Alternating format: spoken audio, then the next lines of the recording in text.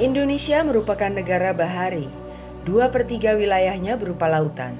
Oleh karenanya, keberadaan pelabuhan perikanan menjadi suatu kebutuhan penunjang pembangunan perikanan nasional. Berawal dari Pelabuhan Muara Baru yang ditutup pada tahun 1980 sampai 1984 untuk dibangun menjadi Pelabuhan Perikanan Samudra dan berubah nama menjadi Pelabuhan Perikanan Samudra Jakarta yang diresmikan oleh Presiden Soeharto. Belakangan, namanya berganti lagi menjadi Pelabuhan Perikanan Samudra Nizam Zahman Jakarta di tahun 2004. Nizam Zahman adalah tokoh perikanan yang telah berjasa dalam sejarah perombakan fondasi kurikulum pendidikan perikanan di Indonesia.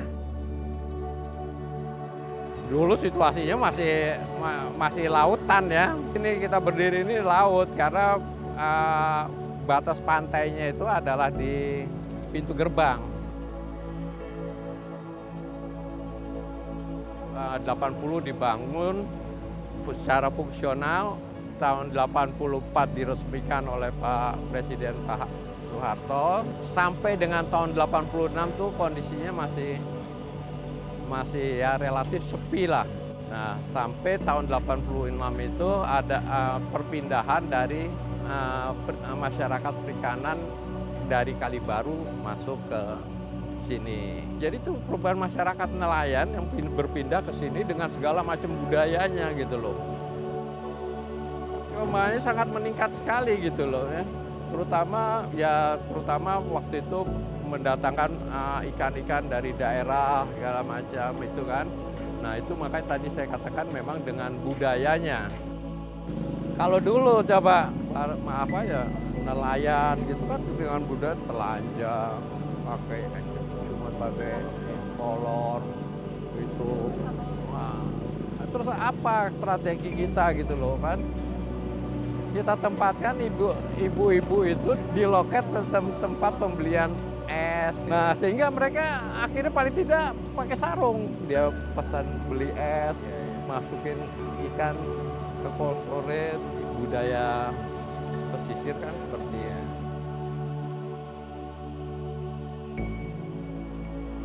Bertetangga dengan Pelabuhan Muara Angke di bagian barat dan Pelabuhan Sunda Kelapa di bagian timur, sekarang ini Pelabuhan Perikanan Samudra atau biasa disebut dengan PPS Nizam Zahman Jakarta menyandang status sebagai PPS terbesar di Indonesia, mengungguli 5 PPS besar lainnya, yaitu Belawan, Bitung, Bungus, Cilacap, dan Kendari. Secara fisik dan teknis, pelabuhan ini di bawah kendali Direktorat Jenderal Pelabuhan Perikanan Tangkap, Kementerian Kelautan dan Perikanan, dengan visi mewujudkan sektor kelautan dan perikanan Indonesia yang mandiri, maju, kuat, dan berbasis kepentingan nasional.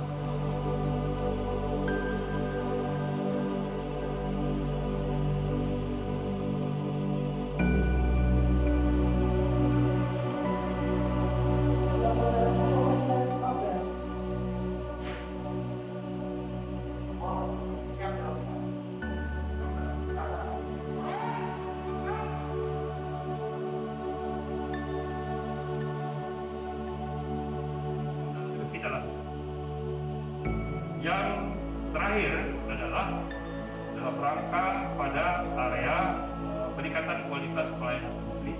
Ya. Pelayanan publik juga diupayakan kualitas.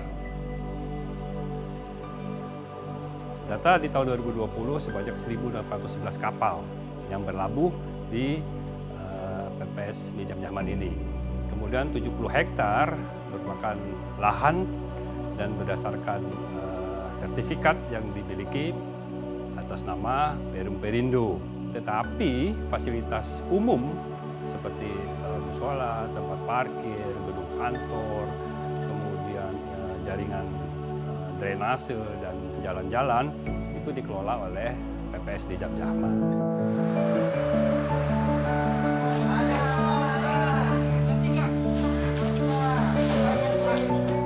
30 ribuan orang yang bekerja di ABK sebagai ABK. Kemudian yang bekerja di unit pengolahan ikan itu ada sekitar 40 ribuan. Jadi ada sekitar 70.000 orang menggantungkan penghasilannya di pelabuhan perikanan ini. Kemudian dari jumlah ikan yang didaratkan, terdata ada sekitar 180.000 ton per tahun.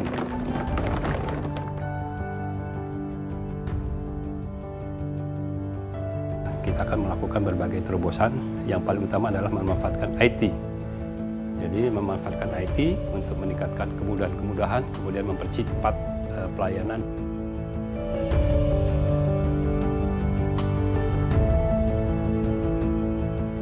Meningkatkan produksi dan produktivitas usaha perikanan tangkap berbasis pengelolaan sumber daya ikan yang berkelanjutan dan meningkatkan kesejahteraan nelayan adalah tujuan utama dari penjabaran misi PPS Nizam Zaman Jakarta.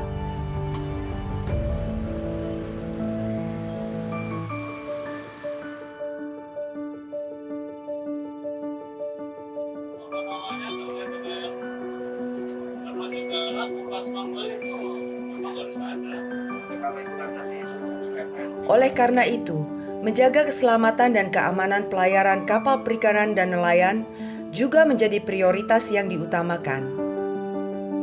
Otoritas tertinggi dalam upaya tersebut berada di tangan Syah Bandar Pelabuhan Perikanan. Salah satu tugas utama Syah Bandar PPS Nizam Zaman Jakarta adalah menentukan kelaik lautan kapal. Syah Bandar Pelabuhan Perikananlah yang akan mengeluarkan persetujuan berlayar dengan segala persyaratan yang wajib dipatuhi oleh seluruh pihak yang terlibat dalam operasional kapal perikanan. Syah Bandar itu sebenarnya tugas dan fungsinya ada diatur di Undang-Undang 45 tentang perikanan, juga diatur di KP nomor 3 Pak, terkait dengan Syah Bandar di Pelabuhan Perikanan. Waktu Syah Bandar itu ada 18 Pak. Kalau yang di KP nomor nomor 3 ya tahun 2013 itu ada dari A sampai R, yaitu tugas Syah Bandar itu ada 19 tugas.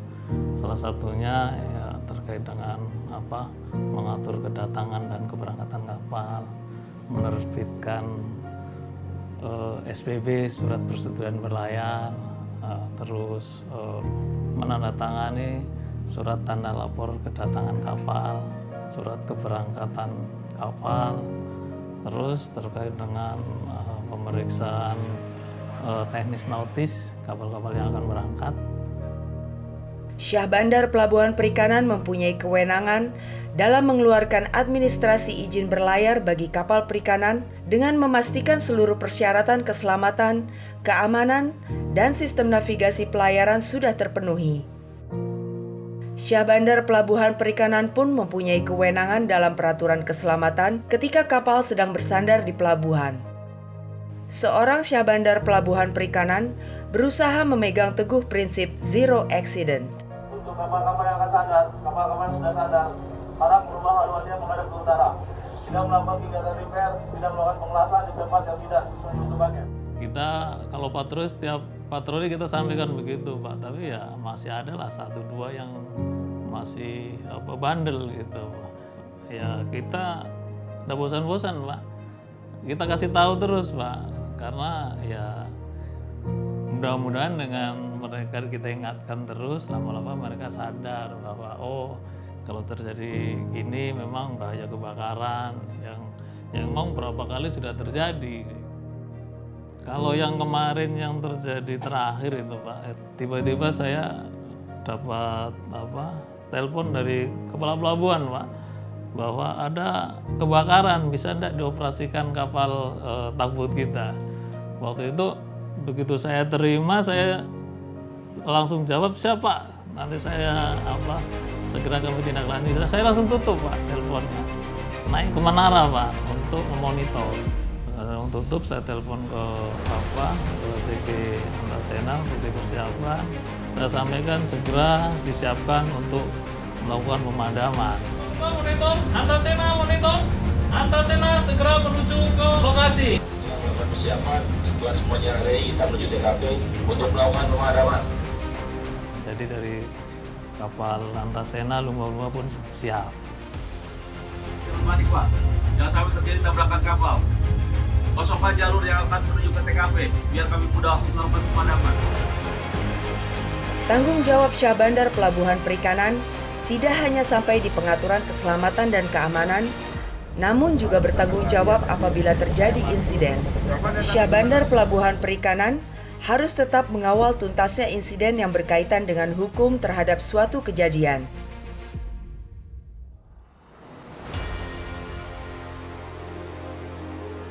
Kadang Sebandar bilang gini, bagi seperti nakoda ya memang bagus. Bagus Pak. Kalau mau berangkat harus barang ini harus lengkap. Memang bagus. Sewaktu di laut ada apa-apa kan ada pertolongannya enak Pak. Ya kemungkinan bagi saya sih malah lebih pusing Bapak Sebandar. Bagi saya ya Pak Sebandarnya lebih berat lah, tanggung jawabnya berat lah. Karena ngurusin sana sini kapal apa, ada yang di laut, ada ini, ada itu. Pastinya lebih pusing Pak. Syah Bandar Pelabuhan Perikanan sebagai pemangku otoritas tertinggi dalam aspek keselamatan dan keamanan memiliki tanggung jawab yang berat dan penuh resiko. Bekerja di zona yang keras di berbagai macam situasi bukanlah hal yang mudah. Nah, ini adalah hal yang sangat-sangat penting, ya, karena salah satu contohnya lah, Tusi ke Syah Bandar adalah menerbitkan surat persetujuan berlayar. Nah, ketika sudah diberikan SPB, maka sudah ada jaminan bahwa suatu kapal itu sudah layak laut dari sisi keamanannya. Tetapi juga dia sudah layak tangkap dari sisi alat tangkapnya. Tetapi juga dia sudah layak simpan dari sisi palkahnya yang sudah memenuhi kriteria. Jadi tanggung jawab untuk satu tugas saja sudah seperti itu. Kalau di sini, kalau Sabtu masuk Pak, cuma Minggu libur Pak. Tanggal merah tetap masuk. Karena apa tuh Pak? Ya karena pelayanan Pak. Esensial. Ya pelayanan Mas ini. Kalau kapal berangkat tidak melihat dari tanggal merah, tanggal hitam dia baru berangkat. Melalui kerjasama antara umat beragama akan timbul proses asimilasi. Kalau ada waktu luang untuk bisa pulang ya saya pulang. Iya, ketemu anak istri yang pasti itu kan. Hal tersebut disadari oleh istri dan keluarga Syah Bandar PPS Nizam Zahman Jakarta ini. Bagi mereka, keikhlasan yang besar dari istri dan anak-anak akan mendukung sang ayah untuk selalu dapat bekerja dengan tanggung jawab yang tinggi. Kalau bapak di sana kan sibuk, nggak ada waktu. Iya, ngurus ini, pokoknya ngerasa badannya enak, sehat, terus saja kerja gitu. Tapi kalau sampai di rumah, pulang ke rumah tetap ibu kontrol. Gula darah, tensi tetap dicek gitu, ya dikontrol. Halo. Salam. Bentar ya, mau ini ambil grip dulu bentar ya.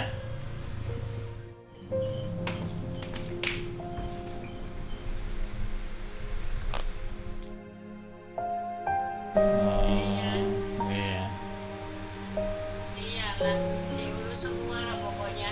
Bapak sehat di sana, kerja aja yang tenang-tenang di sana. Ntar waktunya pulang ya pulang.